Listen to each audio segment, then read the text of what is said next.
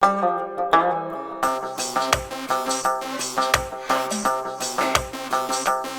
আলাইকুম প্রিয় দর্শকবৃন্দ, আমরা ঈদের দিন খুব সকালে আব্বাকে নিয়ে ঈদের মাঠে রওনা হলাম। আস্তে আস্তে আমরা ঈদের মাঠের দিকে যাচ্ছি, তবে আমাদের যেতে অনেক সময় লাগবে।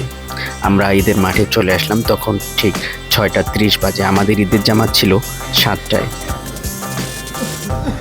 ঈদের নামাজের পূর্ব মুহূর্তে আমাদের ইমাম সাহেব আলোচনা করছেন ঈদের নামাজ সম্পর্কে। আমরা অধীর আগ্রহে কথাগুলো শুনছিলাম। 3 তাকবীর বাড়তি দিতে হবে এক এক রাকাতে। 2 রাকাতে আমাদের 6 তাকবীর বাড়তি করতে হয়। প্রথম তাকবীরে হাত আমরা বেঁধে নেব আল্লাহু আকবার বলে, এরপরে সানা পড়ে নামাজ শেষে অতীতের সকল কষ্ট এবং গ্লানি ভুলে গিয়ে আমরা কাঁধে কাঁধ মিলিয়ে কোলাকুলি করতে শুরু করলাম।